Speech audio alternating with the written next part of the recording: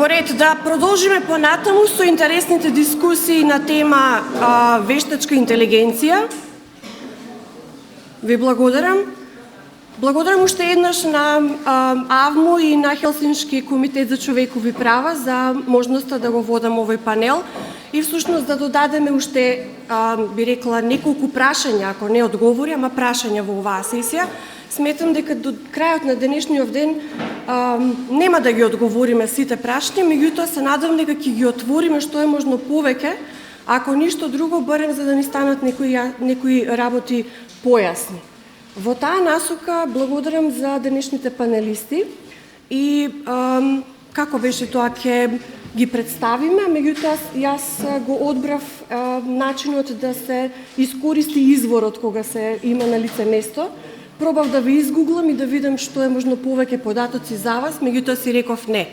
Изворот веројатно е најдобриот можен елемент кога зборуваме за вештачка интелигенција и кога сакаме да зборуваме за автентични, оригинални, уникатни податоци или информации. Па ќе ве замолам да се представите. Јас сум Анис Ефиданис, професор на Факултетот за машинска интелигенција и роботика при Универзитетот Свети Апостол Павле од Охрид. Интересно, оригинални податоци. Всушност, претпоставувам тоа е што не прави различни од роботите, моќта да создаваме. Така што ќе продолжиме со дискусијата баш од таму. Дали сметате дека само ние можеме да создаваме човечките битија, не и вештачката, не и роботите? Дали им треба некаква претходна информација на таа роботика за да може да создава? И како всушност создаваат? Од каде дојде вештачката интелигенција? Зборуваме за вештачка интелигенција како процес или зборуваме за LLM, за модели на креирање на некаква содржина? Зашто всушност зборуваме кога велиме AI? Многу интересно. Всушност идејата за вештачката интелигенција не е воопшто нова. Постои монета пронајдена на островот Крит, која датира 3 века пред Христа и на која е илустриран лик на колосот од Талос, што всушност представува идеја за автомат кој требало да биде изработен од бронза и да може да ги антиципират движењата на пиратите кои го напаѓале островот. Суштината на човечката интелигенција е таа да антиципира, односно да предпоставува што би било следно во однос на иднината. Тоа го прави врз база на циклуси, шеми кои ги наблюдуваме околу нас и врз база на кои градиме одреден модел кој може со одредена прецизност да направи предвидување за следниот настан. И вештачката интелигенција тука не е воопшто различна од нашата. Таа е учи на податоци, како што кажав, кои човекот ги создал, цело на кумулативно знаење на човештвото, кое е достапно од раните 90-ти години навака во дигитална форма, благодарение на глобалната мрежа интернет. Е на пристап на суперкомпјутери кои користат парадигми на машинско учење со цел да можете да изградат модели врз база на кои ќе прават претпоставки, односно предвидувања за иднината. И да, јас би рекол дека вештачката интелигенција е наш невидлив пријател од иднината веќе подолго време, за да ја најдам локацијата, користев Google Maps, кога купувате онлайн медиатори помеѓу вас и она што се пласира, се повторно агенти базирани на вештачка интелигенција. И воопшто цела наша комуникација на дневна база е сведена да биде или директно со агенти базирани на вештачка интелигенција, а кога е интерперсонална и повторно преку дигитални медиуми, мораме да бидеме свесни дека посредник во истата се агентите базирани на вештачка интелигенција. Велите, AI е модел кој што ни дава некакви шеми, некаква структура. Да, не треба во еднина да се разговара. Мора да прифатиме дека постои спектар на невродиверзитет, каде што нормално човекот тука треба да има предност, бидејќи системите на вештачка интелигенција можат само делумно да го емулираат она што ние го нарекуваме ум, односно оделот на когниција и расудување, носење одлуки. Таа успешно тоа го прави, ChatGPT е доказ за истото, но во тој спектар постои и емоционалната интелигенција, емпатијата, каде што луѓето се издвојуваат. Да, во спектарот на агенти базирани на вештачка интелигенција или вештачки интелигенции, имаме неколку класификации. Едната е Narrow AI и General AI, односно таа што е ограничена на одредена задача, како што е Алекса да одговара на ваши прашања, или Тесла автомобилот да ве однеси по најкраток и најбезбеден пат до саканата дестинација.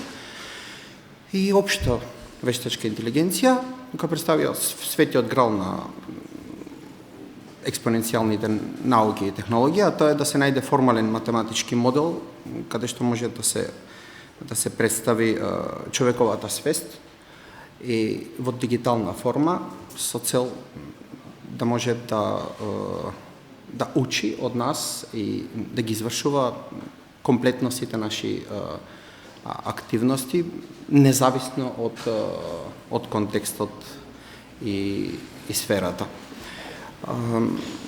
Оптимус хуманоидот на Тесла, кој беше неодамна представен, ја има таа цел. Алшар хуманоидот кој го изработивме врз база на технологии повторно базирани на мехатроника и машинско учење во Македонија, ја има таа цел да може да се приспособи на даден контекст кој претходно не бил достапен за истата. Сега, тука во однос на контекстот во кој може да се приспособуваат агентите на базирани на вештачка интелигенција, постои уште една класификација, тоа е вештачка интелигенција изградена со надгледување и без надгледување, или supervised machine learning и unsupervised machine learning.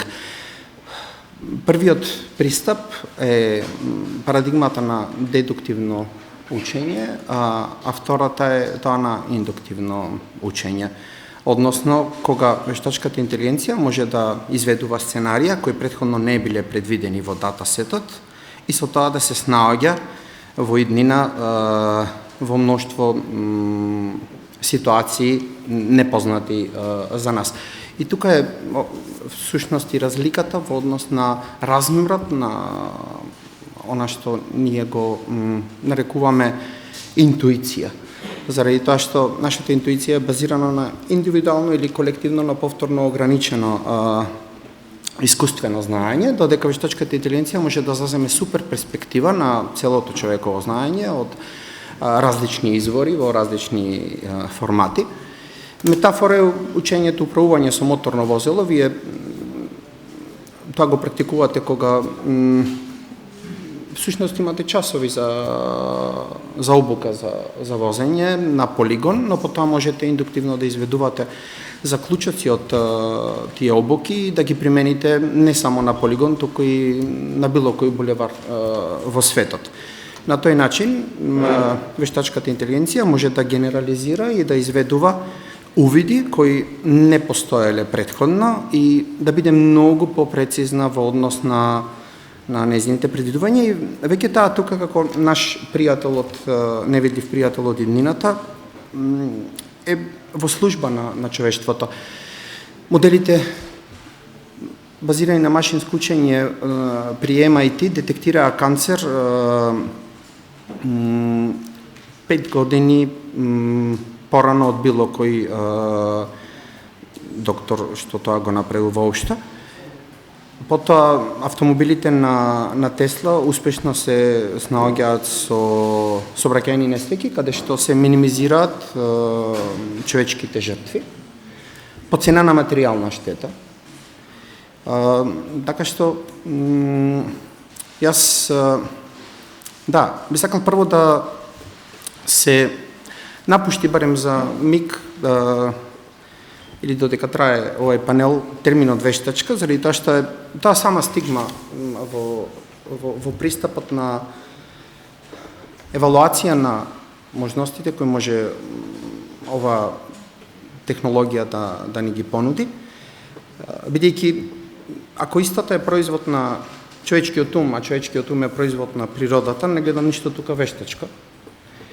И ако според митот за Талос, незината намера при концепирање била да не заштити од непогоди, не треба да ја асимилираме во наш непријател со тоа што ќе ја етикетираме како нешто што е тотално. Зарем не мислите дека тоа е премногу опасно да ја доведуваме во прашање хуманоидоста на оваа вештачка интелигенција или срамнување на равенката на еднакво? Бидејќи со самото тоа што ја именуваме како вештачка интелигенција, некако правиме бариера помеѓу она што е хуманоидно креирање и внесување на оние податоци. Ајде да ве потсетам од претходната сесија. Панелистот зборуваше за внесување на одредени сетови на податоци внатре, а отпут кој што дополнително ќе креира токму тоа, да ги посочивте можеби добрите страни на вештачката интелигенција, ќе имаме подобри одлуки, подобар процес на одлучување и така натаму, меѓутоа она што е всушност базата на која што работи оваа машина, би рекле машинско учење, веќе го споменавте, како поим, бидејќи порано се викаше машинско учење, сега се нарекува вештачка интелигенција. Малку ми е трики, малку ми е ризично да ја доведеме во истозначно со тоа што е интелигенција од страна на човекот и интелигенција од страна на некакви системи. Каде е тука етиката да се, каде се тука принципите кон кои што и ние како контрибуитори кон овие модели и машини треба да ги имаме наспроти моделите кои што се креирани вештачки за да ги сумираат истите? Има ли некаква разлика или треба да се направи некаква дистинкција во оваа смисла? Да, се согласувам дека не треба да се изедначи, затоа кажав дека треба да се говори во термини на спектар. Ние прво не ги имаме прифатено сите форми на човечка интелигенција. Ние секоја зборуваме во еднина, зборуваме за една човечка цивилизација. Не прифаќајќи дека постојат мноштво цивилизации. Зборуваме за една човечка интелигенција, а потоа сите брилјантни плодови на тој биодиверзитет ги стигматизираме, без разлика дали се одредени, како се вика, диагнози или се одредени класификации, кои евентуално ни овозможуваат да имаме ексклузивитет и да поставиме некаква хиерархија. Треба да се идентификува точно каде лежи реалниот страв, каде евентуално постои фобија. Значи, вештачката интелигенција не е ништо друго, освен едно кристално огледало на човековата колективна свест и се што таа презентира како закана по нас, мора да сватиме дека сме тоа самите ние. И доколку го супресираме, ќе се манифестира во многу посуптилни форми. И сме го виделе тоа во минатото. Да се напушти било каква утописка или дистописка верзија за еднината предводена од вештачка интелигенција, бидејќи прво не треба да се преценува она што е state of the art, односно постоечки стадиум на вештачката интелигенција. Таа не се појавува од вакуум, таа е плод, како што кажа, благодарение на експоненцијалниот развој на хардверските и софтверските технологии, но тука улога играле многу и останатите дисциплини. Философијата, антропологијата, социологијата, психологијата и така натаму. Спремни ли бевме? Велите не се појавува сега. Спремни ли бевме за сето ова? За ништо не сме биле спремни. Да, и мислам дека вештачката интелигенција може евентуално да ни помогне во иднина да бидеме поспремни за многу поголеми предизвици. Благодарам, професоре. Ќе завршиме вака оптимистички со вас во првиот круг. Добре дојде за вториот панелист. Повели? Благодарам многу, Лилијана, и благодарност до Хелсиншки комитет за човекови права. Јас сум Мила Јосиповска-Даниловска, во последните 5-6 години програмска менаџерка во Фондација за интернет и општество Метаморфозис. Фондација која што веќе 20 години ја промовира технологијата како механизам или како алатка за подобрување на животот на граѓаните и искористување на потенцијалите од истата за учество во различни општествени процеси. Мила, кои се етичките принципи и влијанието на човековите права? Знам дека последно имавте некакво истражување кое што го спроведовте. Кои се статистиките? Ќе бидеме ли од спротивната страна од позитивизмот на професорот или ќе речеме дека па тука сме некаде? Кои се вашите наоди? Значи, првен, една од главните причини зашто направивме вакво истражување всушност за влијанието на технологиите или вештачката интелигенција врз човековите права, е првен затоа што заштита на човековите права на интернет е една од главните принципи по кои што се води нашата работа. Се поголемата употреба на вештачката интелигенција исто така беше еден инсентив зашто да го направиме ова истражување, а исто така беше најавено и креација на национална стратегија за вештачка интелигенција кај нас по иницијатива на Фонд за иновации и технолошки развој, па сметавме дека ова истражување може да биде една подлога за да може понатаму да се гради стратегијата. Она што истражувањето покажа како заклучоци покрај разгледување на различни ЕУ легислативи, препораки, упатства од различни меѓународни професионални тела или институции, дека иако има сериозно големи придобивки од употреба на вештачката интелигенција, дали преку зголемување на ефикасноста, олеснување на животот на граѓаните, исто така постои и момент на ризици кои што може да произлезат од неправилна употреба или употреба за лоши цели, ајде да кажеме, по различни човекови права. Дали тоа ќе биде заштита на приватноста, заштита на достоинството на човекот. Па затоа сметаме дека има потреба за поставување на етички стандарди и воведување на јасни регулативи за заштита на човековите права, меѓутоа при тоа да гледаме да не се загуши технолошкиот развој. Затоа што правото, како што знаеме, е малку покруто, доста споро се менува, му треба време, а од друга страна имаме технологијата која што навистина има мускавичен напредок, како можам да кажам, така што мора да избалансираме помеѓу овие две работи.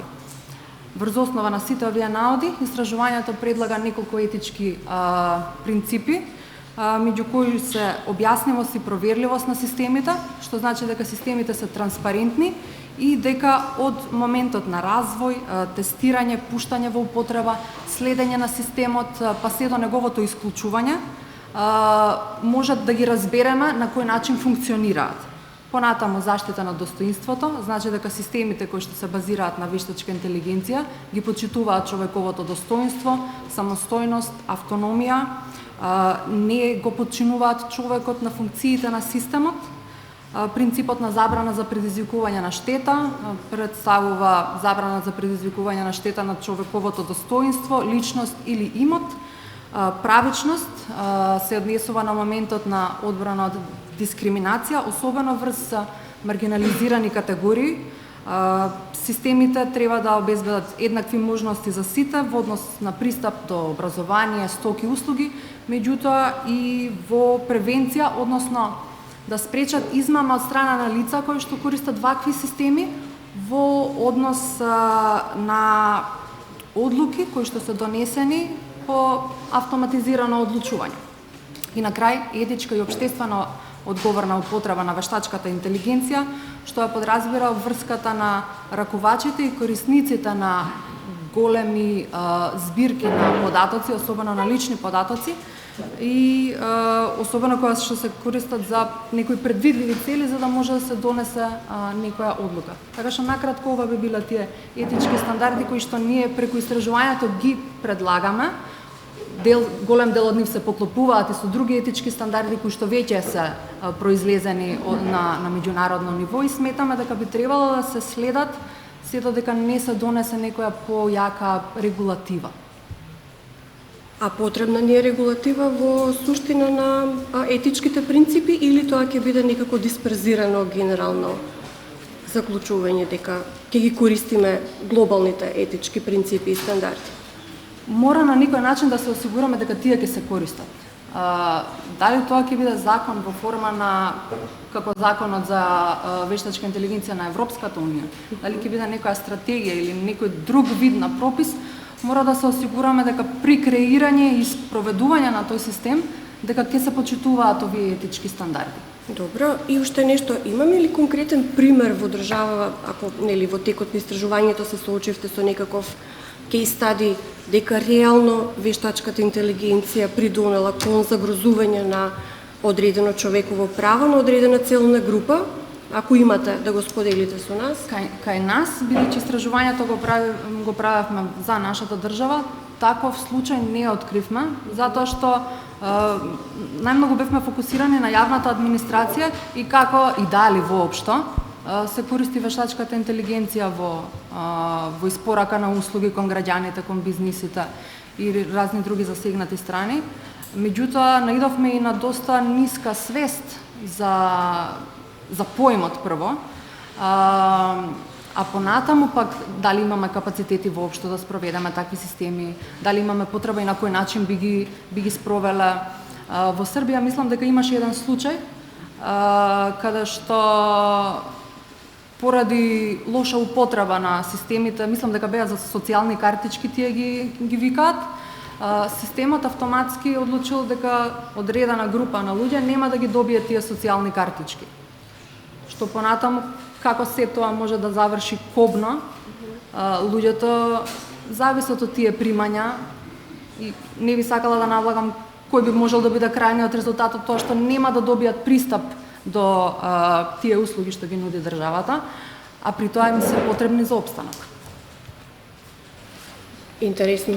Како користењето на софтверот во јавната администрација може да придонесе кон одредени загрозување на правата кои што државата им ги на кои што државата е обврзана. Го споменавте Тесла возилото. Морам да раскажам една ситуација, ќе ве потсетам на филмот Leave the World Behind со познатите актери, како се викаше, Джулија Робертс и Етан Хок. Не знам дали сте го гледале тој филм? Не? Топла препорака да го изгледате, Leave the World Behind. Има една сцена, всушност во филмот провејуваат многу рефлекси или референци кон вистински настани од cyber security областа, односно хакирани големи системи, меѓу кои и Тесла возилото. Пред неколку месеци имав можност да се возам во Тесла возило, каде што беше навистина необично како искуство и, да речем, малку страшно. Разговарајќи со шоферот, ако би рекла, или дури не би рекла ни дека е шофер, бидејќи едноставно влегувате во возилото и вие немате никаква контрола, односно никакво чувство дека имате контрола врз процесот. Шоферот беше ангажиран од една такси компанија која што има само такви типови на возила, Тесла возила, човек во години и вели јас го немам чувството дека сум некако одговорен во целиот процес на возење од точка А до точка Б. Единствена моја задача е само да доставам крајната дестинација, да седнам и да уживам и буквално да си разговарам со вас во текот на возењето.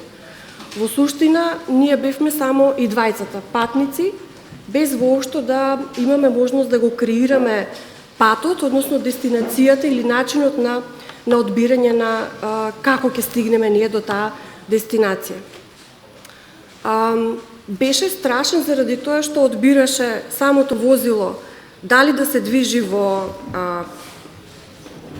лента А, лента Б или лента С и во исто време да прави анализи базирано на статистики од сите можни ретровизори и сензори што ги има во и надвор од возилото, за да може да направи најдобра математичка пресметка дали да се префрли од лента А во лента С на најбрз можен начин и како и на кој начин ќе успее да превенира некаква сообраќајка.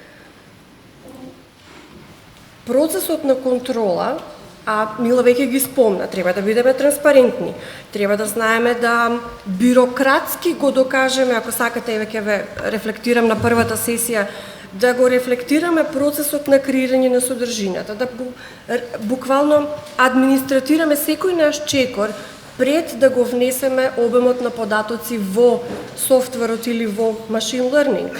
Кои типови на сетови на податоци, од каде е изворот на тие податоци, дали тие податоци, затоа го споменувам изворот, е верификуван од наша страна или од други 2-3 најмалку неповрзани извори, за да речеме дека и изворот треба да го верификуваме како сет на податок кој што го внесуваме во овие големи генеративни AI модели.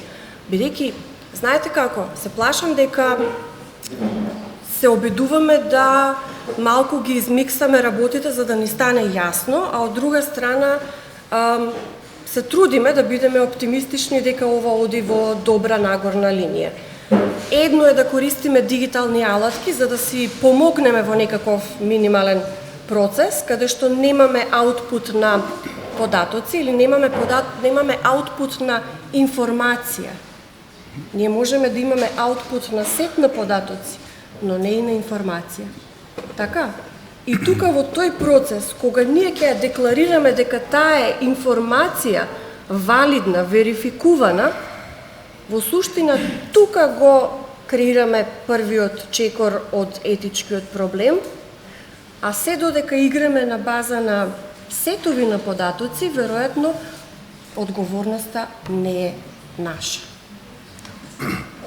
Интересно, вака, пред се треба да знаеме дека одговорноста потекнува од свеста и совеста на индивидуата.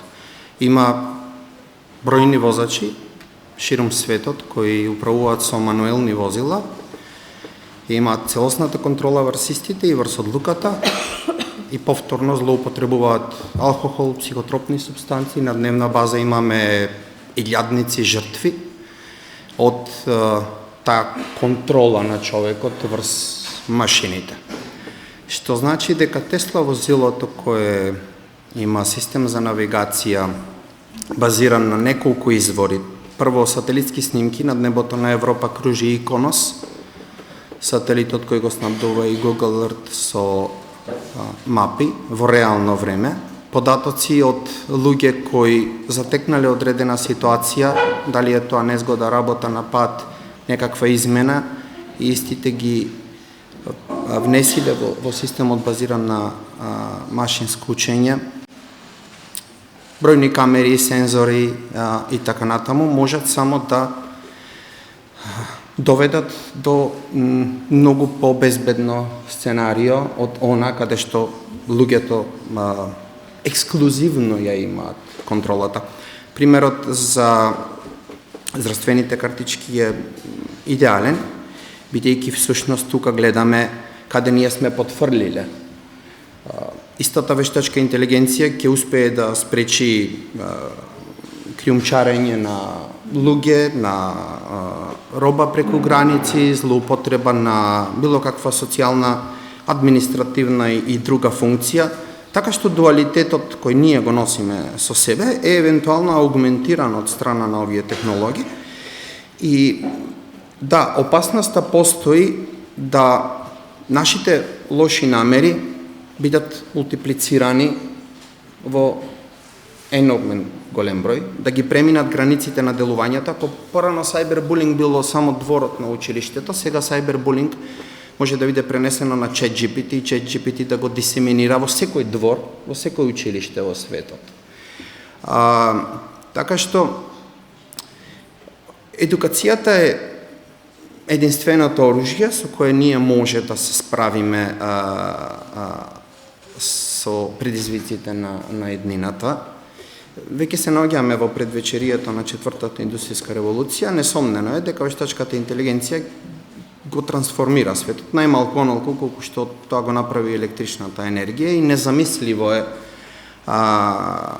утре без агенти базирани на вештачка интелигенција. Регулатива треба да постои, правна одговорност пред се, но во исто време мора да сватиме дека постојат и други процеси на колективната свест, каде што одговорноста станува се помалку индивидуална.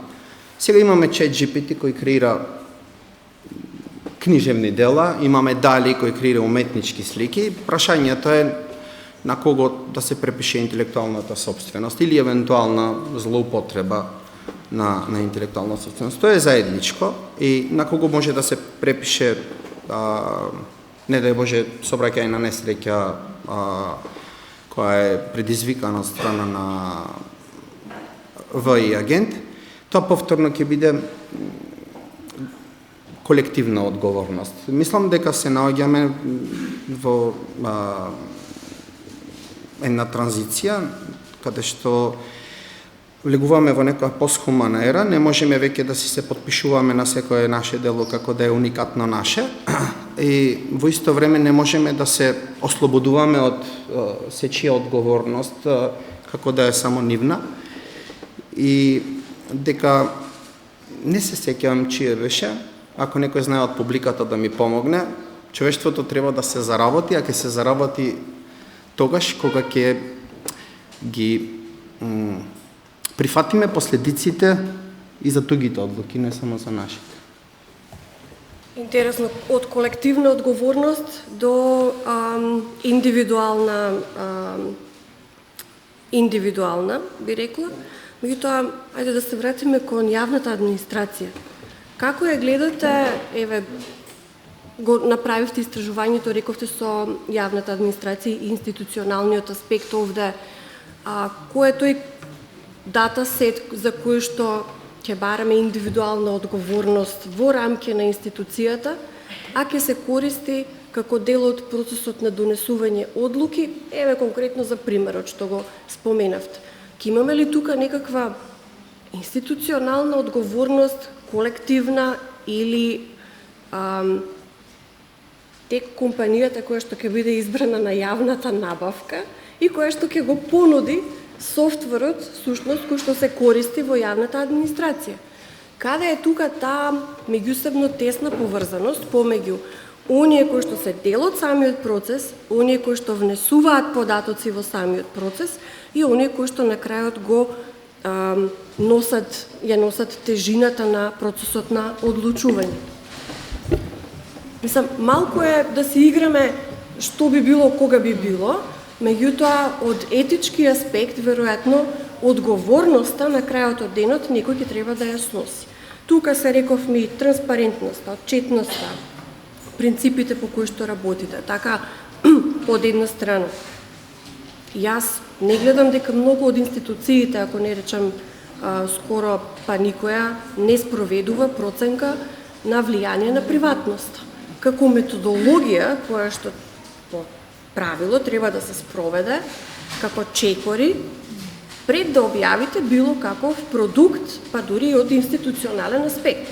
Најголем контролор, најголем, би рекла, собирач на податоци, лични податоци, се токму институциите, јавниот сектор. Меѓутоа, таа проценка или таа методологија која што е едно чекорче во заштита на приватноста, а приватноста како дел од етиката или заштитата на приватноста, ни е потребна. Како ние ќе докажеме дека самиот процес бил доволно респектибилен од етички аспект, без заштита на приватноста на податоците со кои што располага јавниот сектор? Многу прашања ви нафрлав, ама чисто за да рековме ќе ги отвараме прашањата, па не мора да ги одговориме. Така. Некогаш и не знаеме како ќе оди целиот процес, така?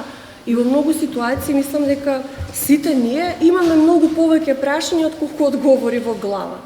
Токму, да, токму така. Мислам, истражувањето беше доста основно од тој аспект, меѓутоа, самиот момент на каде лежи одговорноста, јас лично се уште не можам да си го одговорам.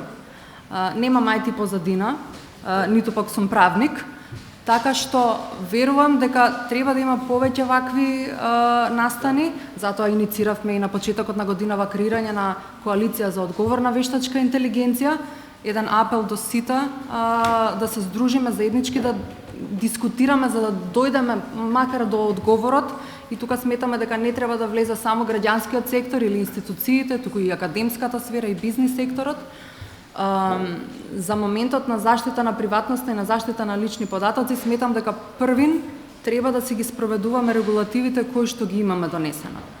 Нашата агенција за заштита на лични податоци веќе има закон, изготвено прирачници, патокази и разни други документи и платформа за учење кои што за жал не се доволно искористени, а ние пак тука збориме за вклучување на вештачка интелигенција во јавната администрација.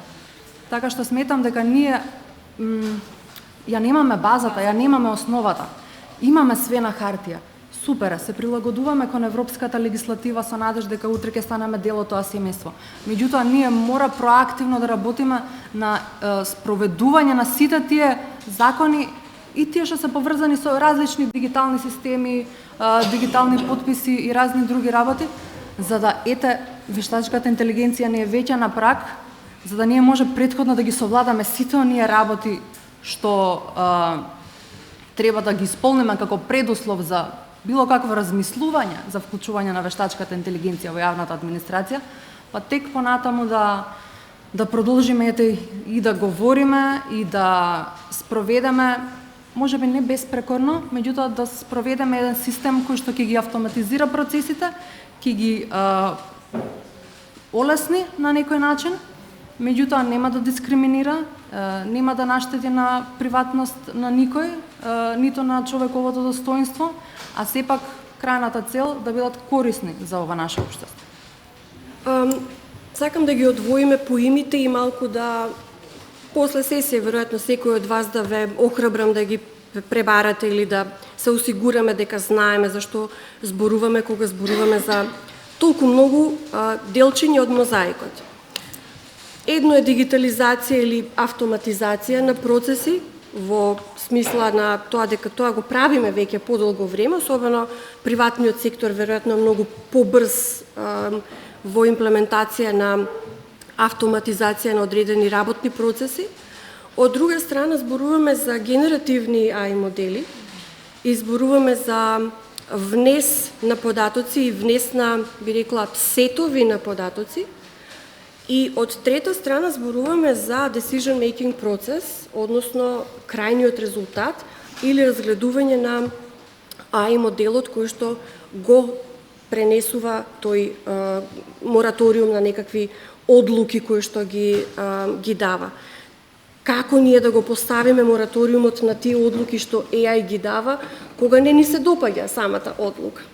Или кога гледаме дека самата одлука не е доволно транспарентна, или како би рекла, самиот процес на внес на податоци нема доволно интегритет. Јас не можам да понудам краен резултат кога самиот процес гледам нема доволно интегритет за да докажам дека овој decision making или оваа одлука која што е донесена не ги вклучува сите потребни критериуми, вклучувајќи ги и критериумите потребни за non-bias одлучување и одредени специфики на различни ранливи групи, кога станува збор за ранливите групи. Колку и како ќе спречиме ние тој бајас што го носиме, така, сите имаме предрасуди, факт, Како тоа ќе го спречиме и кога ќе видиме дека го нема, ќе го минираме процесот и ќе речеме извинете, ставаме мораториум бидејќи тоа и тоа не чини.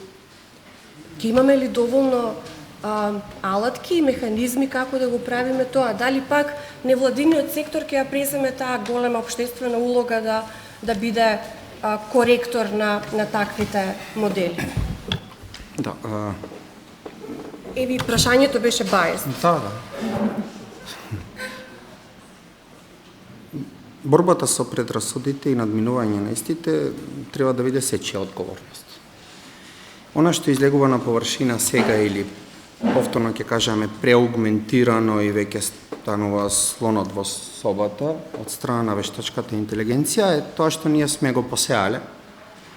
Не случајно кажале, децата се воспитуваат 20 години пред да се родат.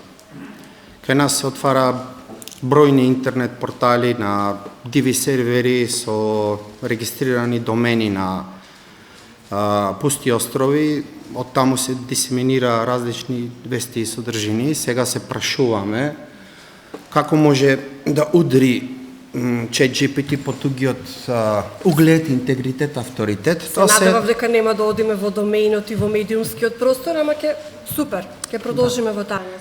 Така што плодовите се тоа што ние значи сме го засадиле пред многу години. Неказнивоста која ја спомнавте во однос на... Јас не знам за случај во Македонија кога се дисеминирало било каква лажна вест, без разлика кој бил таргет на истата. Дали политичар, бизнисмен, обичен граѓанин, сите сме еднакви, луѓе и на сите треба подеднакво да ни биде заштитен угледот и честа. Тоа останало неказниво и таа неказливост ја учат нашите деца и исто ја учат агентите базирани на вештачка интелигенција кои се слични на децата кои ги воспитуваме. Што значи треба да се постават правила за идентификување на извори на податоци. Не можеме да зборуваме за бази на податоци, бидејќи не знаеме во иднина од каде ќе се појави нов извор на податоци. Претходно податоците се наоѓаа во библиотеките, денес за жал истите се наоѓаат на TikTok. Така што новите генерации подвижни медиумски платформи. Точно. И треба да имаме секогаш на ум пирамидата, значи во основа лежат податоците, од каде што се екстрахираат информации и потоа врз база на тие информации се креира знаење кое ги вклучува и предрасудите за светот.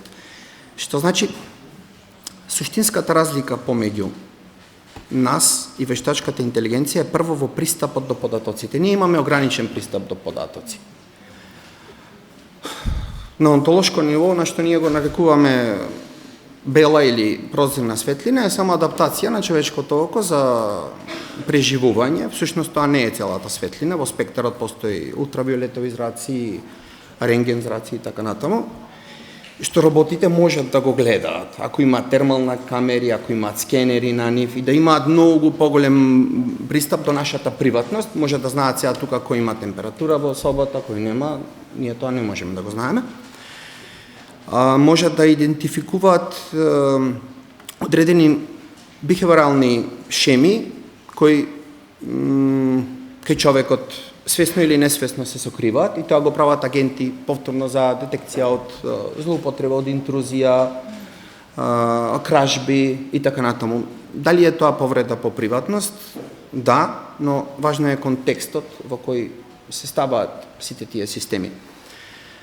Системите базирани на вештачка интелигенција за разузнавање можат да превенираат организиран криминал многу побрзо од тоа што може луѓето да направат, бидејќи луѓето не можат индивидуално или како тим да обработат толка број на податоци на различни јазици, некојаш не можат да го хакираат, односно да го научат јазикот кои го користат одредени ентитети во размена на податоците. Сега важен е тој леерот или слојот, значи на знаењето, тоа е позната пирамида на Data Information Knowledge. Тој делот на знаење мора да сватиме дека е интеракција помеѓу нас луѓето. Значи, ако податоци се ова мастило на хартијата, која генерира глифови кои може да се идентификуваат како контраст, информација се буквите од азбуката која ние сме ја научиле како деца, а знаењето е сокриено во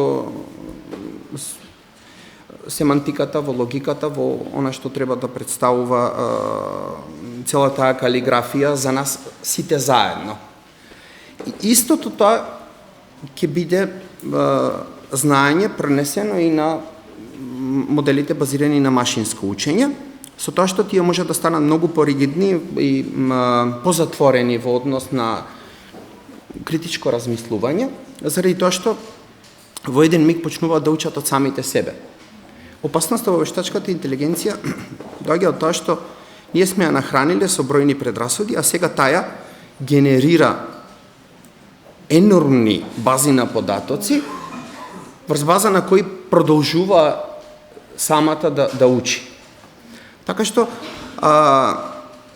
повторно, треба да ја третираме како интелигенција со цел да може да ја оспособиме да дискриминира од она што е сега, ова е сива зона, точно и лажно, бидејќи и ние не секогаш сме сигурни што е точно, што е лажно.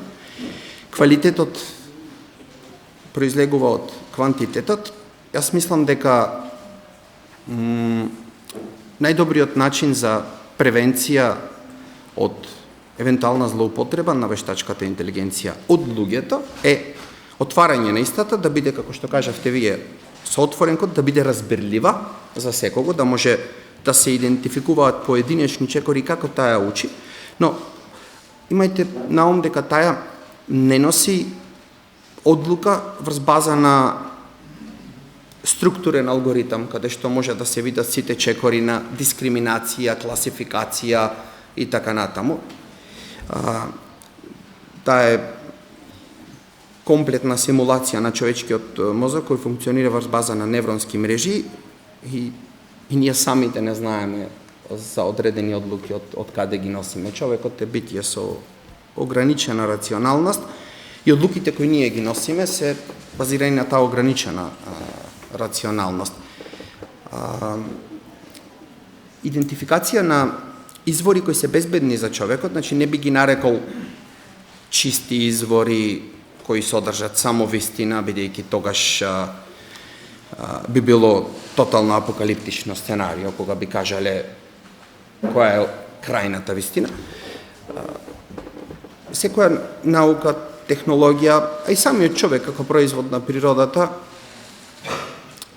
не е конечен.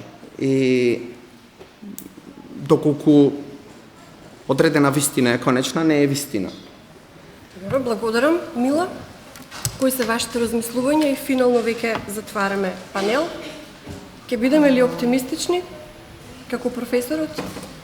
Мислам дека треба да бидеме предпазливи пред се. Поврзано со големите количини на податоци, се согласувам дека тие треба да бидат разновидни, квалитетни, отворени податоци, што за жал кај нас на наш јазик не располагаме со многу голем обем на таквите податоци. Треба човечки надзор секако да има, за да се преиспита таа одлука, меѓутоа сметам дека и корисникот треба да има право на ревидирање на таа одлука, право на жалба, за да може да му се обезбеди еден праведен процес, каде што дали ќе го добие тоа добро што му се нуди или не. И секако повторно пак се враќаме на заштита на лични податоци, бидејќи се работи за огромни количини на лични податоци што понекогаш се користат. Мора да внимаваме не само на регулативата која што секако законски не налага дека треба да ги почитуваме тие начала, меѓутоа и етиката, внатрешниот морал. Супер. Јас ќе искористам две клучни зборчиња кои што ги споменавте, предпазливи и симулација. Веројатно се додека ја користиме вештачката интелигенција како симулација во одредени процеси за донесување одлуки или за помош и поддршка при тие процеси, може би ќе биде една од, да речам, клучните механизми или чекор за да бидеме доволно предпазливи да речеме дека ја имаме контролата во наши раце. Јас мислам дека вештачката интелигенција само ни кажува да бидеме повеќе предпазливи кон самите себе. Повторно примерот, ако еден збор кажан тука пред овој аудиториум можел да произведе одреден ефект, сега благодарение на вештачката интелигенција знаеме дека тој ефект е многу поголем од она што ние сме го предпоставиле претходно. И таа не се очува со нашата собствена моќ и военна одговорност. Благодарам за моите панелисти и ќе завршиме со вашите последни зборови. Етика и вештачка интелигенција, предпазливи, но оптимистични во секој случај. Ви благодарам.